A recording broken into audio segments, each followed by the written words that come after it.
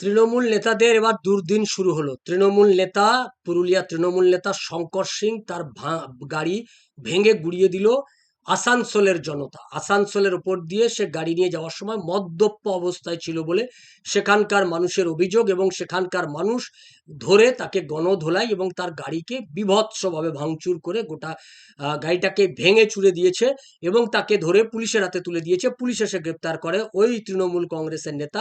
গাড়ির সামনে তার বড় নেম প্লেট লাগানো রয়েছে তৃণমূল কংগ্রেসের নেতা বলে। সেই তৃণমূল কংগ্রেসের তার পদাধিকারী পরিচয় দিয়ে সে আসানসোলের উপর দিয়ে যাচ্ছিল এবং একের পর এক মদ্যপ অবস্থায় একের পর এক গাড়ি অ্যাক্সিডেন্ট করে, পথচারীদের ধাক্কা মারে। তারপরে সেখানকার জনতা ক্ষেপে ওঠে, সে তৃণমূল নেতা বলে রোয়াব দেখানো শুরু করে। আর রোয়াব দেখানোর পর জনগণের হাতে গণধোলাই, গাড়ি ভাঙচুর, ধ্বংস হয়ে যায়। এই তৃণমূল নেতাকে গণধোলাই দিয়ে পুলিশের হাতে তুলে দেওয়া হয়। ঠিক কি ঘটেছে আসুন আমরা একটু দেখে নিই।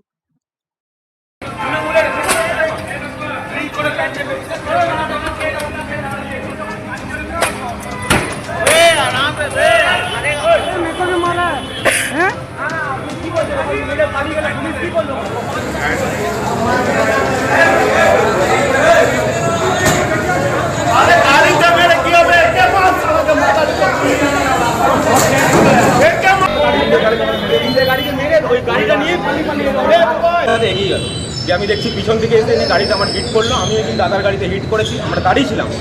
আমরা গাড়ি থেকে নেমে পড়ে বেরিয়ে দেখছি উনি ড্রিঙ্ক অবস্থায়, মদ্যপ অবস্থায় গাড়ির মধ্যে গাড়ি চালাচ্ছিলেন এবং কাজ নামিয়ে বলে বলছে আমি ড্রিঙ্ক করি।